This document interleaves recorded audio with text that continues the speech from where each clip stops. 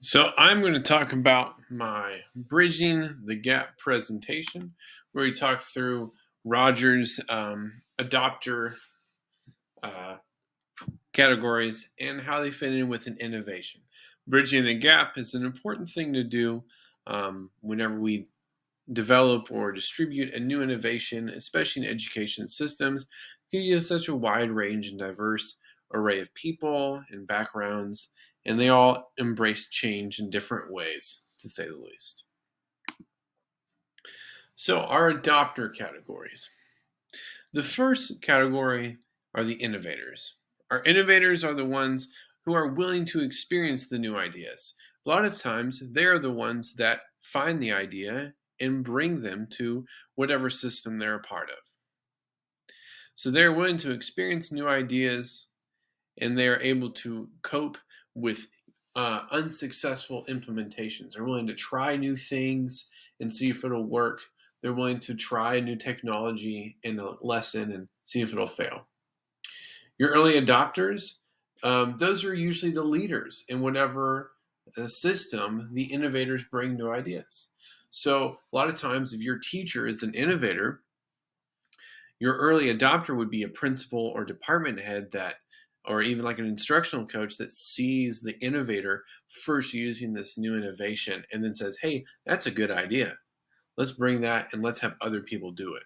Okay. So their attitude is more different than innovators. Okay. So they're worried about a wider spread implementation than the innovator is. The third group is the early majority. So they're the ones that adopt the innovation just before the other half. So these are maybe, your more tech savvy teachers, your younger teachers that would pick up on the innovative idea and run with it, whereas your late majority, your laggers are going to be like, I don't want to do that until I have to. So your early majority is the front end of the half of the normal people. The late majority, okay, they're skeptics. They're the first wave of skeptics. So they're, maybe they're not as tech savvy as early adopters or innovators, and they're like, maybe this won't work. I'm a little skeptical. I have the stuff I've been doing.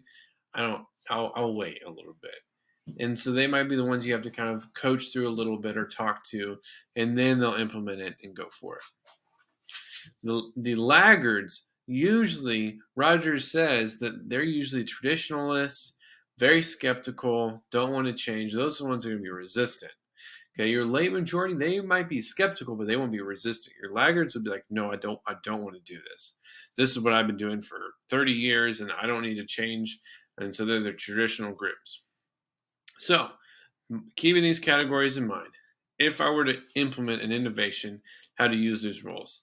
So envision in my scenario, I'm some kind of principal and leadership role. So I would be an early adopter, but my innovator, they would be the one to find it.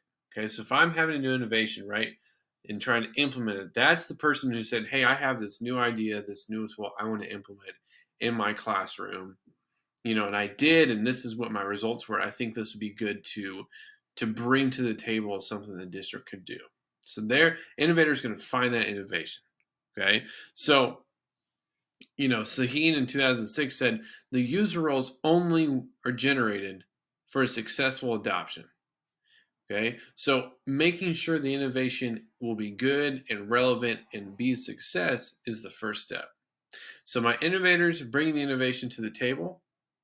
The early adopters, they're the ones they're the guinea pigs. So we try and spread this out and try and implement it in a more widespread role. So they implement the innovation in early classrooms, do some test runs. Early majority, they're the ones that test, okay, can this stand up to, department or school-wide use? How effective is this? Are there any issues that get brought to the table as they use it more and more and more? And so that's how I would use those first roles, relating it to the innovation of Christ, right? Your innovator were the ones that first really were there. Mary, Joseph, John the Baptist, those people, they were there during Christ's life, and they're the ones that found him, quite literally. And John the Baptist, he was one proclaiming Jesus is coming. Your earlier adopters, right? Those were like the disciples. They're the ones that first, really subscribed to Christ's mission and followed him and were with him through it. And then the early majority, I went a little bit outside the rubric here. I said this is the persecuted church during the Roman era. In that early church that were the early Christ followers. So not just the disciples, but the Jews and the Gentiles that first took up Christ's mission and followed him. And in addition, right, the early majority, the persecuted church. So these are the people that were, still being followers of Christ even during persecution during that early Roman era before it became the official religion. So going back to my innovation, the later rules. So your late majority, those are the skeptics about the innovation. So I think the skepticism can be harnessed for good, right? Can reflect on the innovation and its implementation. Okay, what can we improve on? What can we make better?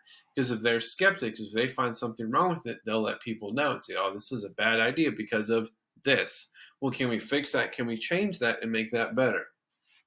And how the laggards, right? That allows the innovators and the early adopters to teach and educate and learn about the innovation better by having to teach someone how to use it and then be able to learn its implementation. So that's how I lose the later two roles in creating an innovation.